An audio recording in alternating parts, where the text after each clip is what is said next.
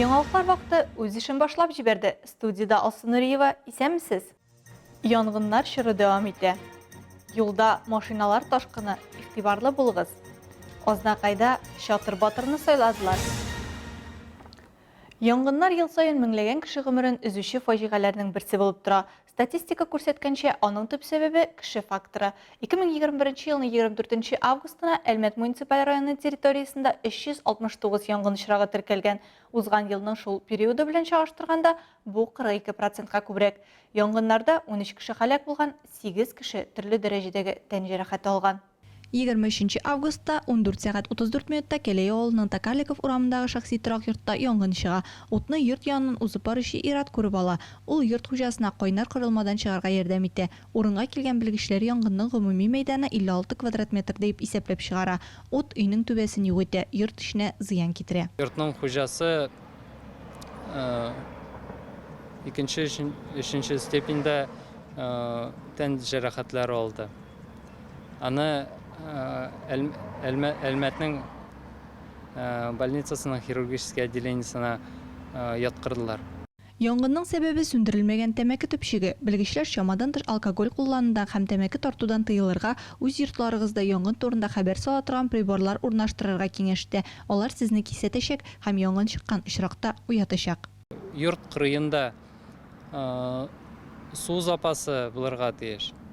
Бочкада яки өйендә огнетушитель булырга тиеш. Су белән огнетушитель алар янгынның башланган вакытында аны сүндерергә кешегә ярдәм итәчәк. Янгын чыккан очракта 101 телефоны буенча янгын сагына шалтыратырга, адресыгызны һәм фамилиягезне төгәл хәбәр итәргә кирәк. Янгын куркынычсызлыгы кагыйдәләре кан белән язылган. Үзегезне һәм якыннарыгызны саклагыз.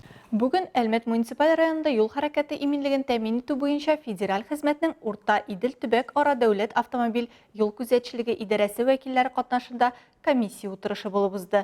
Анда бүгенге статистика һәм юл хәрәкәте иминлеген тәэмин итү өчен нинди чаралар күрелүе турында фикер алыштылар. Тулырак киләсе сюжетта. Хәлакәткә китерүнең сәбәпләре арасында беренче урында каршы як полосага чыгу һәм тизлек режимын сакламау. Шуның нәтиҗәсендә 73 фаҗига теркәлгән.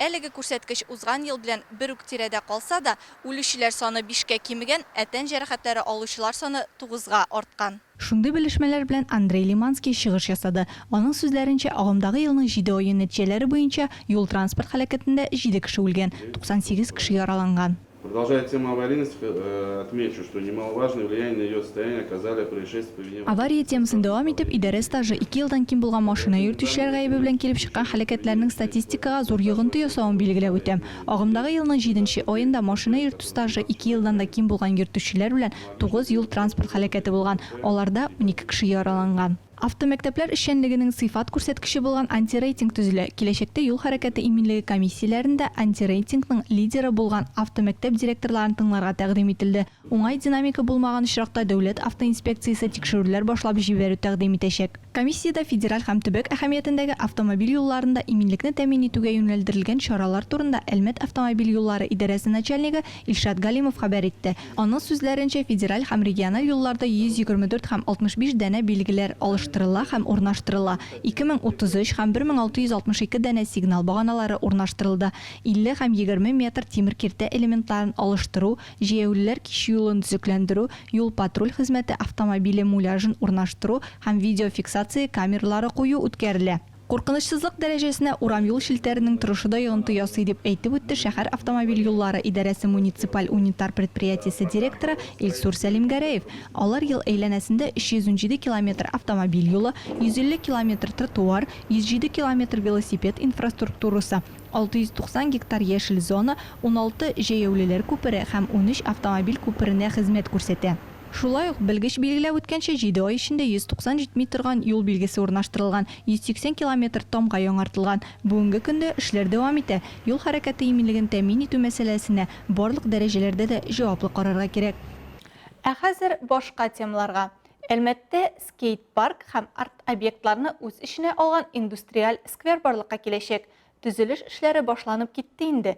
Киләсе җәйгә үк нефть төбәгендә яшәүчеләр һәм кунаклар яңа скверда ял итә алачаклар. Эш барышын Фирая Юнусова да күреп кайтты. Индустриаль сквер Белоглазов урамы 62 адресы буенча котельный территориясында урнашачак. Проект Алтын алма турында әкиятләр паблик арт программасының бер өлеше булып тора. Яңа иҗтимагый киңлекне формалаштыру буенча эшләрне Татнефть компаниясе һәм Стрит артны тикшерү институты белән берлектә алып бара.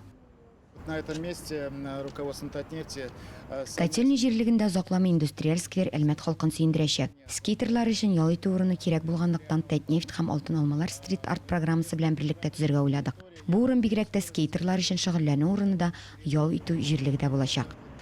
Открывается новое общественное пространство. Ноил Маганов һәм Татнефть компаниясе инициативасы белән яңа гомуми киңлек ачыла. Шуңа күрә Әлмәт үзгәрә һәм мондай масштаблы проектлар тормышка ашырыла. Барысы да резервуарлардагы һәм котельный стеналарындагы масштаблы мураллардан башланды. Аннары нокта лазер инсталляциясе, күзәтү мәйданчыгы булган кояшлы факел арт объекты барлыкка килде. Эш башланып та киткән. Бина каршындагы территория бушатылган. Бу скейт-парклы шәһәр скверын булдыру өчен 8000 квадрат метрлы җир дигән сүз. Бетонный скейт-парк будет расписан. Бетон скейт-паркка бер үк вакытта иҗади яктан да рәсемнәр язылачак. Шулай ук биредә газ трубалардан мафлар урнаштырылачак, ягъни бу үзенә күрә арт объектлар дигән сүз. 2022 елга тапшырылган әлеге индустриаль сквер күпләргә хуш килер. Нефть төбәге халкына әлеге паркта яшьләр өчен дә, зурлар өчен дә ял итү урыннары булдырылачак. Шул исәптән 78 төр үсемлек тә паркка алып килеп утыртылачак. Әгәр бу проектны ташлы джунгли дип уйласак ялгышабыз. Чөнки скейт-парктан тыш халыкны кыргы үсемлекләрдән ландшафт композицияләрдә сөендерәчәк. Аларны антропология һәм ботаник экспедицияләреннән алып кайтканнар. Гадәти булмаган үсемлекләр скверда эстетикадан тыш тирән мәгънәле биоатмосферада тудырачак. Фирая Юнусова, Рафаэль Сафин, яңалыклар вакыты Луч Әлмәт телекомпаниясе. Бу дөньяда һәркем бәхеткә омтыла. Һәрберебезнең кайгы хәсрәтсез, шатлыклы көннәр кичерәсе килә. Үзен бәхетле итеп хис итү өчен Бөгелмәдән Алиса Сидоровга безнең ярдәм кирәк. ДЦП диагнозы булган 8 яшьлек кызның дәвалану курсы 200 мең сум тора. Гаилә өчен бу күтәрә алмый торган сумма. Тулырак алдагы материалда. Алиса Сидорова балалар церебраль параличы белән авырый. Кечкенә кыз үзенең авыру белән 6 ай ярымнан бирле көрәшә. Туганнан бирле диярлек хастаханәләрдә күп вакыт үткәрә. Ул инде күпне җиңеп чыкты, әмма алга таба дәвалану өчен 199 500 сум таләп ителә. Хәзерге вакытта 62 мең генә җыелган. Гаиләдә андый акча юк, әмма бергә без Алисага бәхетле сәламәт тормыш алу мөмкинлеге бирә алабыз. Появилась на свет раньше своего срока, намного раньше, 6-месячная наша девочка родилась. Үз срогыннан алда туды безнең кызыбыз. Нибары 6 айлык килеш. Бала тудыргач ай ярымнан соң безне чыгаруга әзерләделәр. Әмма кызганычка каршы без өйгә кайтып җитмәдек. Кайтканда котычкыч аварияга эләктек. Анда бөтен гаиләбез зыян күрде. Алисаның муен умырткалыгының икенче бүлегенә зыян килде. Без кире хастаханәгә эләктек. Кечкенә кызның тормышы авырлыктан башлана һәм шул вакыттан бирле аның һәр көне һәр хәрәкәте өчен көрәш бара. 8 ел дәвамында шәхси тернәкләндерү үзәкләрендә һәм төрле клиникаларда дәвалану дәвам итә. Шуңа карамастан Алиса күңел төшенкелегенә бирелми. Крым! Это мое любимое, потому что там море есть.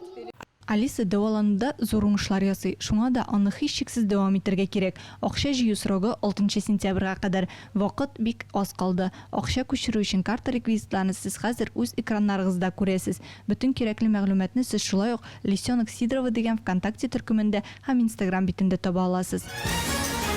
Юбилейный боз сарайында хоккей уеннары дәвам итә. Бу юлы Татнефть компаниясе яшьләр комитеты кубогына 2-нче календарь матчында Спутник һәм СКА Варяги командалары очрашты.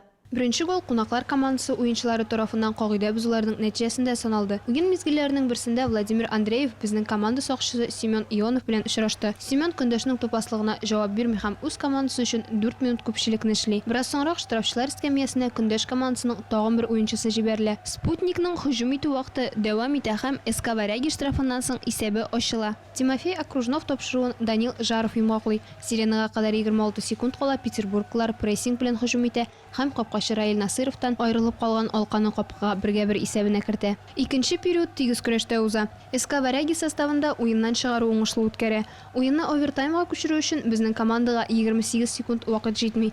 1-2 исәбе белән СК Варяги җиңә.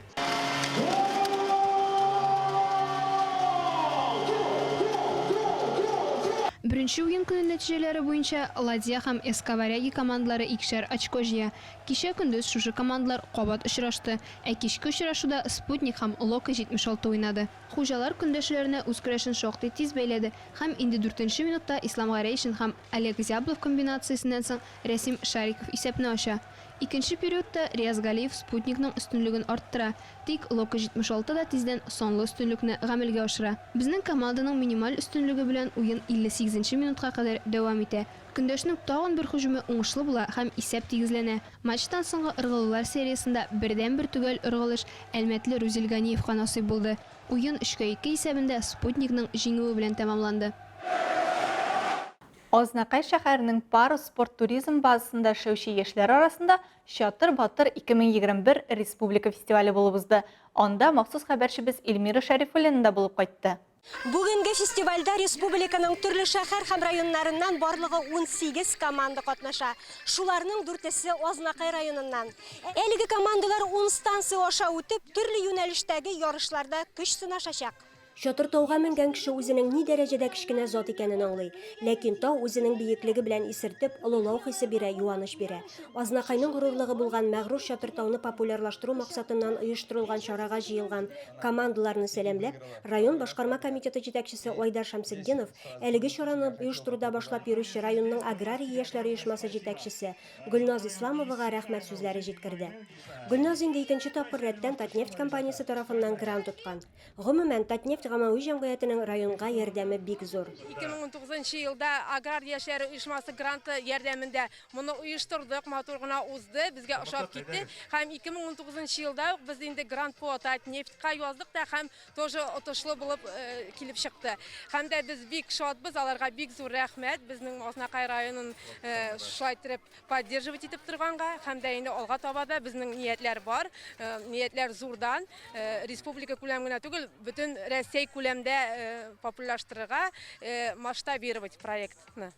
Шулай ук фестивальдә Татарстан Республикасының аграрий яшьләр оешмасы җитәкчесе Диләрә Шубалова да катнашты. Тауның биеклеге мөһим түгел, авыл яшьләренең нинди биеклекләр яулавы мөһим диде ул.